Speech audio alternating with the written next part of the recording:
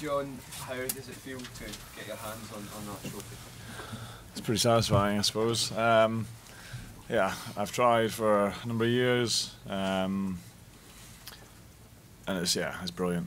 Not just because it's the Calcutta Cup, but also because they're a brilliant side. Their record is fantastic, and also because it puts us in a pretty good position in the championship now with a gap week coming up.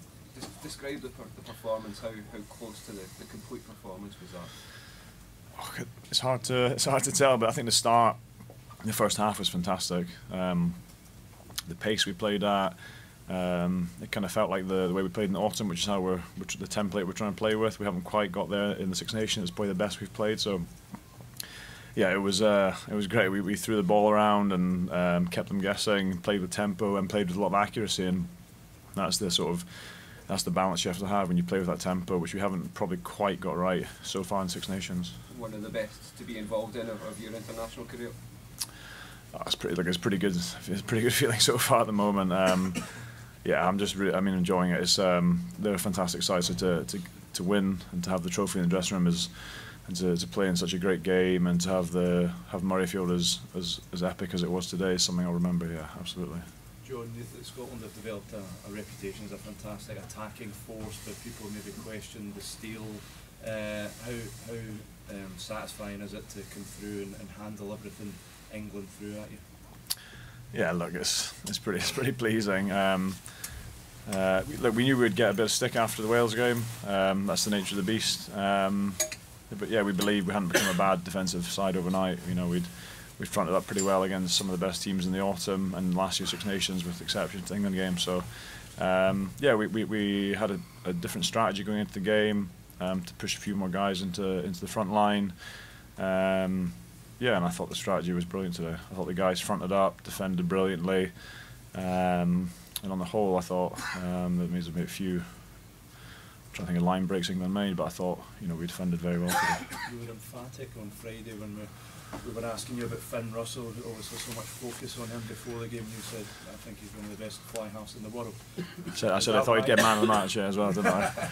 Is that why? Did he just go? Yeah, look, and I mean, all joking aside, I did say, look, he's one of these characters that will thrive on the fact that people are saying he's probably not had his best 2 games, and then he bounces back and it's water for ducks back to him. What people say, he still plays on the edge. He still carried the ball flat. He's throwing these passes. His kicking game was brilliant today. It just doesn't affect him, and I think that's the mark of a brilliant player. John, you dominated the breakdown.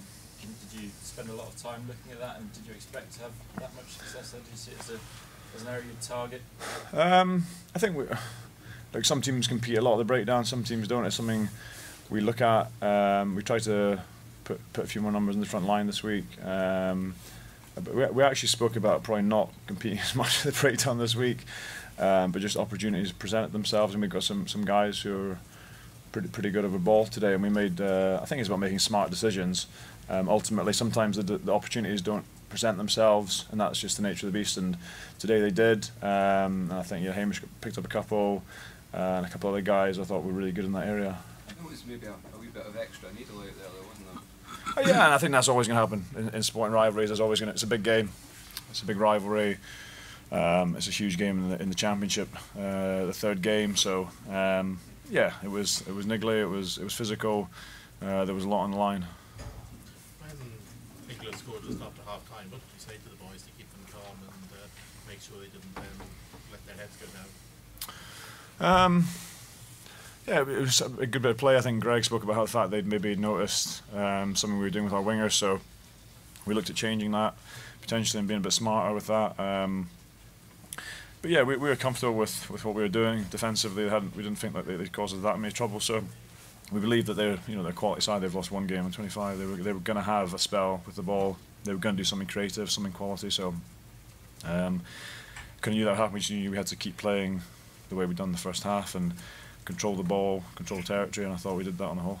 You talked through your emotions in the end when you were defending resolutely, but you knew you had the game won because even if they scored, they weren't going to get the result. Yeah, it was quite nice.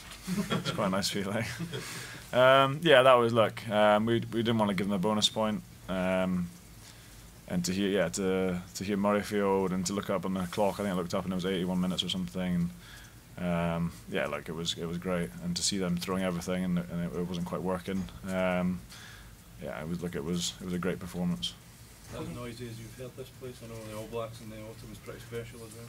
Yeah, look, it was pretty loud today. I think from running out, and then from I think someone tried to start Swing Low just before the anthems, and then I think that set the tone. It's just one of those games that it just captures the imagination of the public and of the media and everyone. I thought the game lived up to it, which helps. So the game lived up to it, and it got everyone behind the boys. And obviously to go ahead, it got everyone going. So yeah, look, it was definitely one of the games I'll remember. John, how much did last year's game against England play into your mind that motivated you or gave you a technical insight into this match? Yeah, I think more technically we had to learn the lessons from that side and how they would probably look to attack us. So we learned a bit about that. We looked at that a little bit. I spoke in the week. I'm a big believer. It's not about revenge. It's not about, you don't get a second opportunity. Last year they won the championship last year and we blew it. So that being said, I think it fueled me a little bit. That embarrassment from last year. I'm sure some other guys used that, but it wasn't something that was used as a team sort of catalyst. But those sort of things are always going to be in the back of your mind, I think. Oh, from a coaching perspective, that's the biggest win. We came very close to beating the #1 team in the world in November, and now taking on the #2 team in the world. Team that's been very consistent, and we won the game. We obviously had to play a certain way. We believed to win the game, and we executed that really well. When you look at that, though, is that the best performance you've seen since you took over the Scotland side? Oh, I think the first half of that game and the first half of the New Zealand game were similar in our intent to play where we believed we'd get success, our accuracy, and our defence was outstanding in both the games. The difference tonight was that we finished off opportunities and we took them really well. The second half was always going to be a tighter affair. That England were going to come back. They would have adjusted to certain things we were doing. The ball was certainly slower in the second half for us. So yeah, it wasn't the complete performance, but the way that we defended in that second half, especially in the last 2 minutes, when the clock ticked to 80 and the game was won, we were still defending very well, keeping England out. That was very, very satisfying, and we were very proud of the players' effort there. Where does that put you in terms of the championship? Obviously 2 wins now, but 2 big games to come. Yeah, I think, look, we know we've got Ireland, who are an outstanding team. We've got a great home record. We've got our own issues to deal with from doing better away from home, and that's going to be our focus when we come back in camp in a week's time. We have to show a truer picture of what we're about when we play away from home, and we'll see where that takes us. There was a hostility about the performance, about the atmosphere around the place as well. Was that needed to put England off a little bit? No, I didn't feel there was a hostility. I'm sure a number of people have been here when there's been more hostility in these games, and the game can end up being a bit of a dour match, a lot of niggle. I felt the atmosphere was pretty positive, and the way we played was positive, and it was a great game. A much better Calcutta Cup game than I experienced as a player and as a supporter for a number of years. Obviously we won, which helped, but even some of the games we've played before, they've not been great affairs. What do you say for your captain's performance today? Yeah, he was great. He was determined to play well. Obviously he got subbed with 20 minutes to go in our last game, so he wasn't going to get subbed today the way he was playing. And we felt that the breakdown was going to be an area that we could have opportunities. And John, Hamish, other guys as well, managed to get on ball very, very quickly. And if England were only going to put one player in, or if they weren't accurate in that area, we were going to get rewards, and John was a big part of that.